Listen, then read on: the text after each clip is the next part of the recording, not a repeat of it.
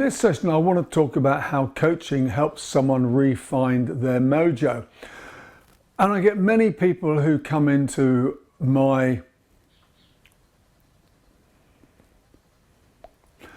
In this session, I want to talk about how coaching can help someone re-find their mojo.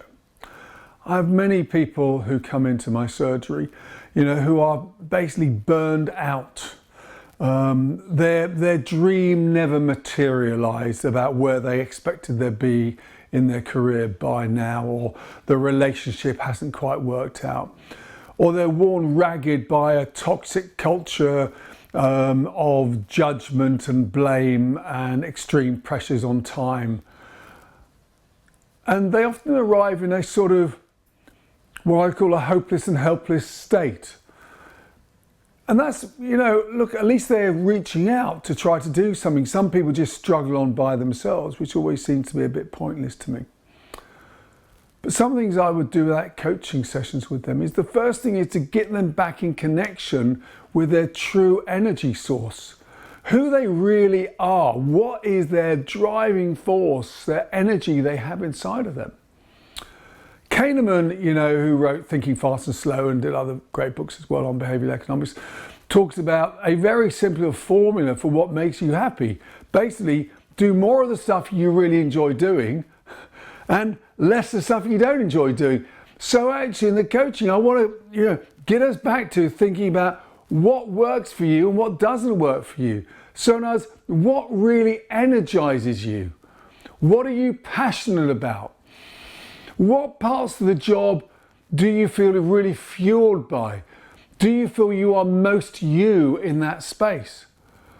And which bit are just sucking you down like the Dementors in Harry Potter? They're just draining you of any energy.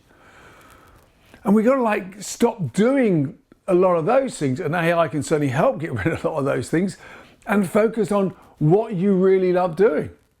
And see, how can we create a future where you're doing more of that and less of that? And then obviously I really want to look at our values, because the values are what we see to be important. And many people haven't really got a very clear picture of what their values are.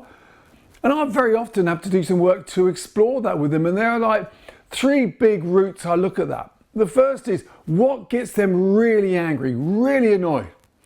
And we start to create a list and we start to explore those, because what makes you really angry are by and large where someone else has transgressed your values.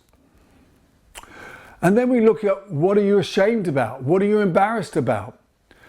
And that's those things that you have broken your own conduct, your own conduct, your own value system. And then the last one is we look at some of the major decisions you yourself made, not someone else. Not your mum, not your dad, not your boss. And we start to explore about why did you go for that versus maybe other options. And that starts to give us some degree of values. And then we can start to put hierarchies on this and realize what is really driving you about that stuff. And then we can look at your hopes and dreams, and we'll do purpose, and we'll do probably get you to write your obituary. What's your legacy? What do you want to be remembered for? And very often in my experience, it's not the doings, it's the beings. Who do you want to be as a human being?